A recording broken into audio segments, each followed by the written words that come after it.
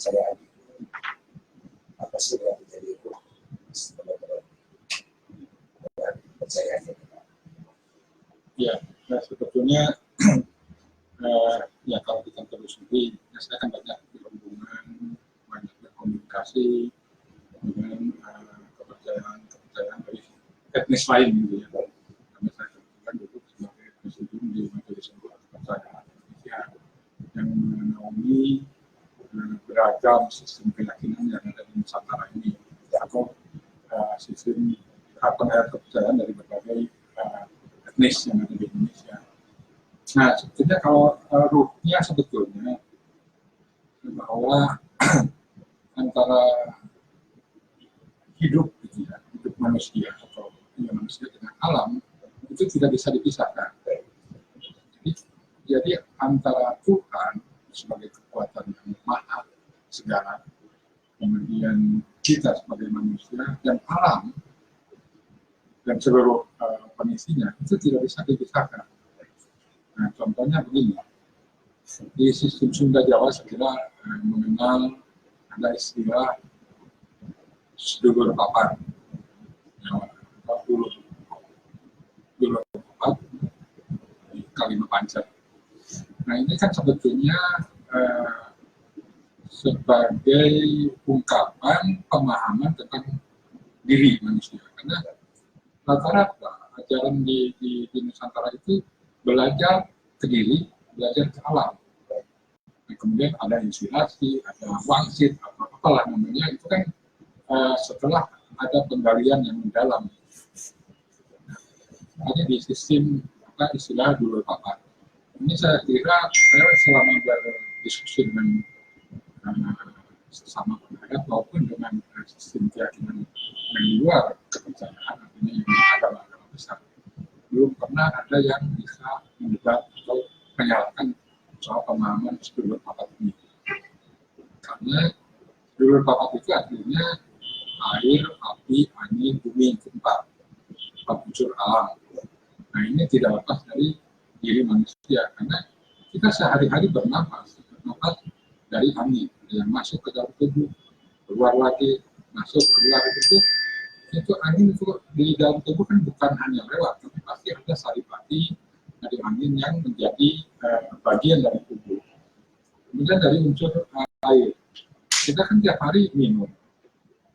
Kemudian ada yang kita keluarkan, sisanya yang tidak terpakai kan dikeluarkan lewat air kecil, badan kecil, lewat keringat. Nah, itu berarti ada saripati air sebetulnya menjadi bagian dari tubuh ini atau mengganti sel-sel yang ada di tubuh ini. Kemudian juga dari saripati bumi. Tiap hari kita makan, makanan yang kita masuk ke dalam tubuh kita juga kan berasal dari saripati bumi. Mau nasi, mau buah-buahan, mau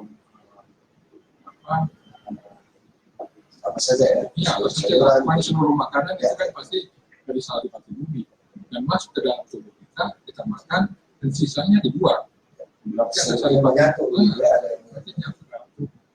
Begitu pun unsur api kan lewat sinar matahari. Kita kena pemanasan. Lewat makanan yang dimasak. Makanan yang dimasak pakai api itu kan berarti ada saripati api di situ. Di dalam makanan. Dan kita makan. Kemudian tubuh kita juga mengeluarkan panas. Berarti ada sisa-sisa panas yang tidak dibutuhkan yang keluar. Nah, berarti 4 unsur itulah yang jadi diri, asal usul diri. Itu yang disebut sedulur papat. Nah, kelima pancernya itu berarti kalau sudah ada insunnya, ada sang akunya. Nah, itu yang jadi hidup, jadi kelima itu. Itulah yang jadi manusia utuh gitu. Nah, berarti kan di situ punya keyakinan, punya pemahaman alam dengan diri kita nggak bisa dilepas. Mereka itulah melahirkan kearifan lokal. Bagaimana memperlakukan air, bagaimana memperlakukan bumi, bagaimana memperlakukan panas atau sumber panas, kemudian juga karena angin, dan itu ada kaitan dengan alam. Itu yang melahirkan ada tatanan-tatanan atau tradisi, misalnya ada ruatan sumber air, buat cair, ada ruatan bumi, ada ruatan air misalnya itu rahaman gitu kan. kalau matahari dan itu kan bisa dimasuk di dalam sistem upacara itu kan selalu ada apinya gitu ya, penggoyang ini. Jadi memang ada upacara-upacara yang melambangkan atau memanifestasikan penghargaan terhadap alam. Nah, itu sebetulnya di mana salahnya? Bukan berarti menyembah matahari, menyembah api, terus menyembah air. Sebenarnya hanya mendeskripsikan saja ya. Hanya memanifestasikan bahwa kita harus menghargai itu. Karena kalau mengganggu atau kita yang mengganggu atau tidak menghargai, kan ada timbal balik segalanya. Ya. Tentu saja bagaimana begitu luhur ya terkait dengan kearifan lokal ya. Karena saya ingat betul ketika dikaitkan dengan persoalan ini, saya ingat betul ketika ada kalian kita itu ada yang namanya Pak Mahdi, ada penjaga alam kita bahkan juga salah satu bentuk. Iya, Pak Mali itu kan dalam rangka penjagaan. Umumnya misalnya daerah yang terlarang untuk dimasuki misalnya. Nah itu kan rata-rata daerah yang memang sangat riskan atau punya fungsi yang sangat tinggi untuk kelestarian. Biasanya kan sumber-sumber air kan. Pasti kalau namanya daerah terlarang, daerah dikeramatkan itu pasti sumber air di situ. Nah itu kan dengan dilarang dengan itu kan jadi tidak orang akan hati-hati dan tidak berani. Jadi ketika dulu kecil saya suka ngomong dia jurid. Mungkin salah satu bentuk orang tua kita dulu penjaga alam tuh. Ya, itu cuma kan kalau kesininya kan kadang-kadang karena itu udah tradisi yang dilisankan dan tanpa pendalaman kajian, akhirnya kita kan tahunya Pak Mali tidak paham sih apa dibalik itu. Sekarang kayak misalnya di sesajen, gitu ya. Sesajen kan sebetulnya yang di tata atau ini kan semuanya kan makanan sebetulnya. Itu makanan itu yang sebetulnya itu yang sebenarnya diri ini yang jadi diri. Itu bukan ngasih makan. Bukan ngasih makan di sana lain. Yang perlu makan itu kan lahir. Baik. Kemudian Pak, kita kembali mengenai hubungan juga. Saudara-saudara. Saya agak bingung sebetulnya dari langsung masyarakat Indonesia ini bagaimana kemarin kita sempat bahas bahwa antara Islam sendiri saja itu banyak konflik yang biasa tajam di Indonesia. Alih-alih dengan kepercayaan ini saya kira terkait kepercayaan ini malah tidak menjadi salah satu prioritas toleransi begitu ya. Artinya ada ayat ini sebenarnya dari sahabat-sahabat itu. Ini ada sedikit miss begitu kalau menurut saya.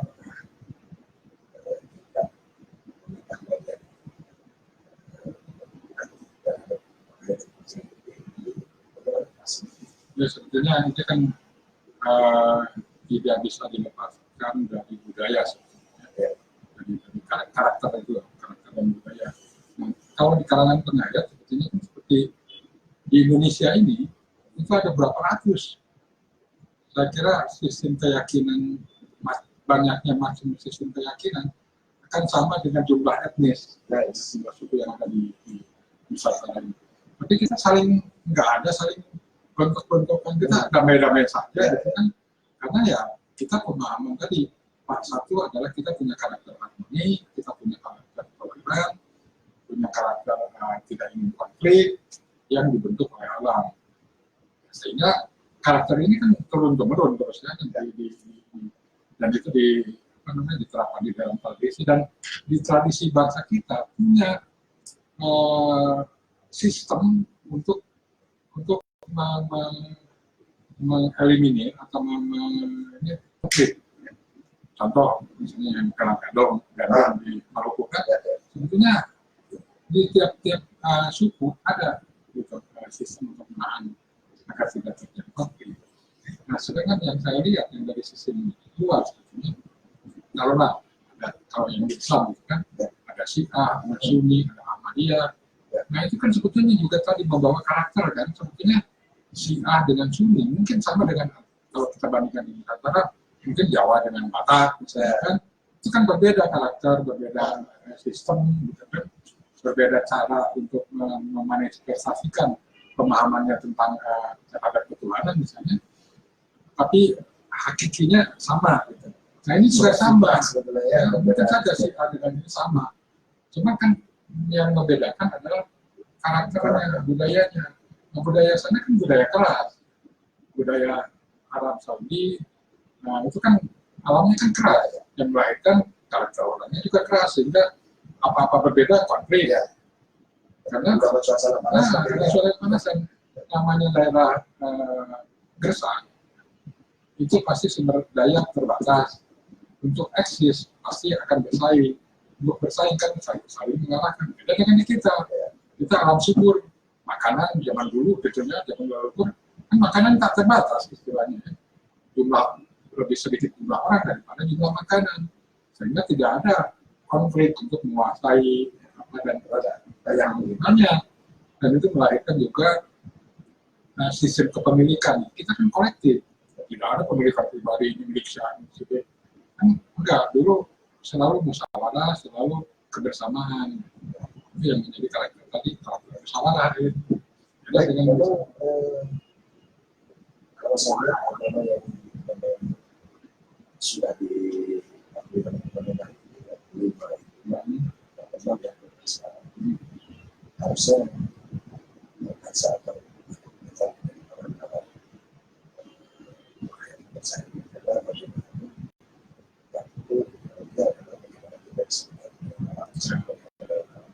saya kira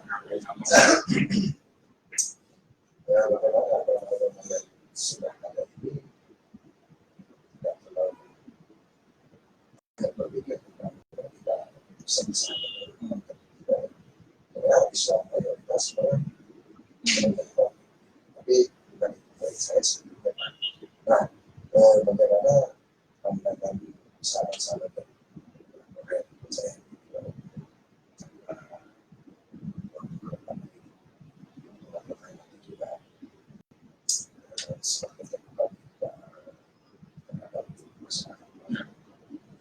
ya saya kira pertama yang perlu dipahami oleh para penentu kebijakan itu adalah harus disadari bahwa para penghayat kepercayaan atau penganut agama-agama itu ini kan memiliki sistem kearifan kearifan lokal yang dibutuhkan untuk bangsa ini. Dan juga kita punya tata krama, punya bukti yang sebetulnya nilai-nilai ini bisa diturunkan, perlu diajarkan gitu. Dan sekarang kan itu diabaikan. Dan dapatnya kan seperti apa bangsa kita sekarang.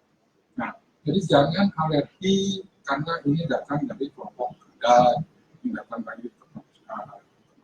Karena sebetulnya yang disebut sekarang dengan kepercayaan itu juga apa bedanya dengan agama? Ya, hanya istilahnya nggak ada beda sebetulnya. Dulu ya, itu kan sebetulnya hanya ini agama, memilah ini agama, ini bukan agama, itu kan politik sebetulnya. Karena dulu Konghucu misalnya, kenapa tidak menjadi agama? Tapi begitu sama Gus Dur, ini agama, jadi agama, ya kan? Nah kalau misalnya agama harus punya kriteria tertentu, kita lihat yang sekarang diakui sebagai agama oleh pemerintah, kan nggak sama juga. Kalau misalnya harus punya nabi misalnya, nah, terus apakah Hindu punya nabi? Ya. Kalau persyaratannya kalau ya masalahnya itu Bina kayaknya. Nah, terus kalau misalnya harus ada Tuhan, setahu saya yang Buddha juga mungkin nggak terlalu mempermasalahkan sistem ketuhanan, kan? Jadi ini, nah, dulu lucu hanya budi pekerti, sekarang jadi agama. Dari yang sistem kepercayaan juga kan sama sebetulnya, kita mempercayai Tuhan. Nah, kalau istilah kitab suci yang suka ditanya, kitab sucinya apa? Bagi kita para penghayat umumnya namanya kitab suci adalah kitab yang ditulis oleh Tuhan. Yang ditulis Tuhan ini alam semesta ini. belajarlah kita belajar ke alam ini, belajar air, belajar ke angin, belajar ke pepohonan. Kita bisa ngelihat misalnya pohon di satu kebun gitu ya. Kebun di situ ada pohon pisang, ada pohon jambu, ada pohon singkong, semuanya rukun kok. Semuanya hidup berbarengan di dalam petak yang sama. Rukun nggak ada ribut. Kemudian kita lihat pisang, daunnya daun pisang, buahnya buah pisang, rasanya juga rasa pisang. Ini pisang Ambon, campur dengan pisang Basia, pisang serai, bentuk hampir sama kan, tapi rasa buahnya kan beda-beda, tetap tidak terpengaruh. Nah kan gitu, ini kan manusia juga sama. Kalau saya orang Sunda, kan masa saya harus jadi kayak orang Barat, orang Batak kan nggak bisa kan? Jadi tetap bisa mengikuti kodrat Tuhan, kehendak Tuhan, dan rukun itu seperti itu. Iya, karena itu di alam terus belajar ke diri. Kalau kita belajar ke diri, di dalam diri kita kan punya tangan, punya kaki, punya hidung, punya telinga, punya mata, punya mulut. Masing-masing kan punya keinginan sendiri-sendiri. Nah, satu fungsinya beda, bentuknya beda, terus keinginannya juga beda. Telinga kan inginnya mendengar sesuatu yang indah, yang apa, ya kan? Mata duluan karena soal pemandangan, ini kan enggak. Tapi mata inginnya kan lihat pemandangan, lihat yang indah. Kaki lain-lain keinginannya. Tapi kan dalam hidup rukun semua saling bantu. Ya kan kalau tangan semua bergerak, mata ikut nyari misalnya kemana obat, ya kan kaki melangkah. Itu bersama. Nah, dalam diri ada kebersamaan, ada toleransi. Kenapa dalam alam yang lebih besar gitu? Ini kan alam kecil. Alam yang lebih besar kenapa nggak seperti itu? Menarik banget sebetulnya. Kalau kita tarik dari fungsi manusia ini dengan alam kita sebenarnya kembali kepada fungsi yang jadi bagaimana kita bisa memelihara alam ini dengan budaya dan kepercayaan ini kita sudah alam ini. Baik Pak, lanjutnya saya ingin sedikit informasi dari para konsumen di Kota Bandung sekitar interaksi langsung ya tadi. Nah itu persoalan data kan sebetulnya ini kan karena pengalaman sejarah panjang kaum batik, sehingga banyak yang bersembunyi tadi ya, yang bersembunyi. Gitu kan. Nah yang terdata misalnya bisa didata adalah yang masuk di dalam organisasi, ya, itu kan jelas ini warga, tapi kadang-kadang juga yang sudah masuk organisasi itu minta ini jangan dicantumkan, jangan dicantumkan cuma di mereka, tapi saya tidak akan keluar dari ajaran. Banyak yang begitu. Nah, ini Pak untuk sebaiknya bagaimana ya, sahabat-sahabat kita yang menghayati saya sudahlah sekarang kita bisa lagi ikut begitu dan bersedia perubahan sebenarnya ya kita kan selalu memotivasi itu, tapi kan problemnya untuk membuka diri itu kan melihat dampaknya, ya kan? Kalau ternyata sampai sekarang misalnya tidak untuk jadi tentara, jadi polisi masih belum bisa diterima, kan akan bentar dulu mungkin anak-anak ada cita-cita pengen jadi tentara, polisi, jadi menahan untuk mengganti identitas. Gitu. Kemudian juga tergantung penerimaan di masyarakat. Kalau di masyarakat masih mendiskriminasi, masih memarginalkan, mengasingkan yang berbeda keyakinan, kan pasti akan tidak berani. Nah, saya kira ini saya kira proses ini ya sesuai dengan waktu berjalan, kemudian juga tergantung juga sikap pemerintah. Kalau sikap pemerintah tidak mendiskriminasikan dan mengangkat sesuai dengan sewajarnya, saya kira masyarakat juga akan mengikuti. Nah selama ini kan masyarakat mendiskreditkan kita karena negara juga mendiskreditkan. Tugas negara ya. Tugas negara. Baik, bahkan juga sudah ada upaya Pak kepada saya tapi itu harus ada political will lagi harus ada pressure dari sahabat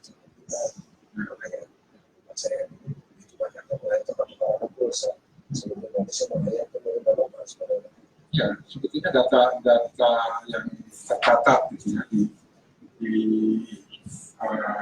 institusi yang menaungi kepercayaan yang ada di BIKUT. Ini pada waktu 2016 atau 2015 kan BIKUT pernah melakukan pendataan ulang, di mana itu organisasi dikirim ini formulir siaran. Dan hasilnya total penghayat itu ada 15 jutaan. Perbuatan dari 2015 dan itu belum termasuk yang agama-agama suku. Nah, kayak misalnya Marapu tidak termasuk belum termasuk. Sebetulnya itu penghayat tapi belum karena tidak berorganisasi, belum tercatat atau menjadi binaan dari BIKUT. Nah sekarang kan baru didorong ya, dengan melalui MLKI juga untuk yuk kita bergabung. Nah sekarang aja misalnya kemarin saya ikut acara festival kearifan lokal di Jogja, di mana banyak mendatangkan tokoh-tokoh kepercayaan adat, antaranya yang dari Marapu. Nah dari Marapu ini ternyata selama ini yang kita tahu cuma Sumba Timur, ternyata di Sumba Barat ada, Sumba Barat Daya ada, Sumba Tengah ada. Ya, dan sampai sekarang mereka tercatat sebagai Kristen dan Katolik. Karena apa mereka Kristen dan Katolik? Karena selama ini kalau tidak menganut salah satu itu tidak bisa sekolah, tidak bisa kawin secara sah. Bisa mengakses itu ya. Iya, akses tadi yang akses pelayanan publik. Jadi mereka masuk sekolah kan harus ada surat baptis. Nah itu kan yang problemnya. Tapi sebetulnya mereka bilang saya tidak menjalankan kekristenan atau kekatolikan. Cuma kepaksa aja karena itu ya. Karena kebutuhan akses ke sana gitu. Jadi akhirnya kan berpelakuan.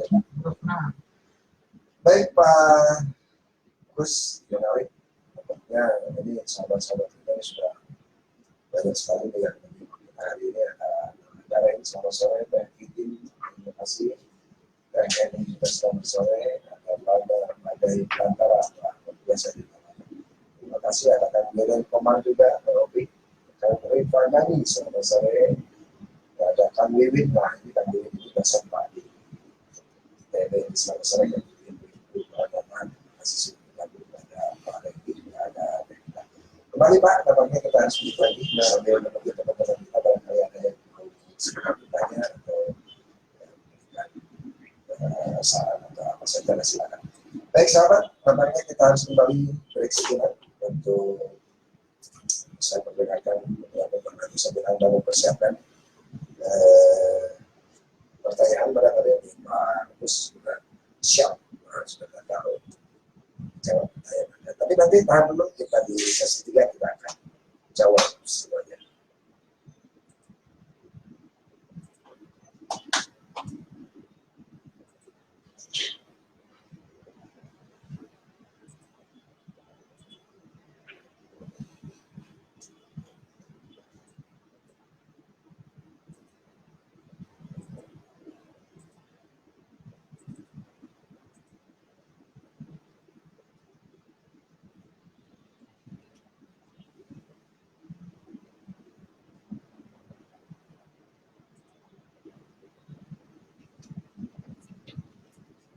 Bapak,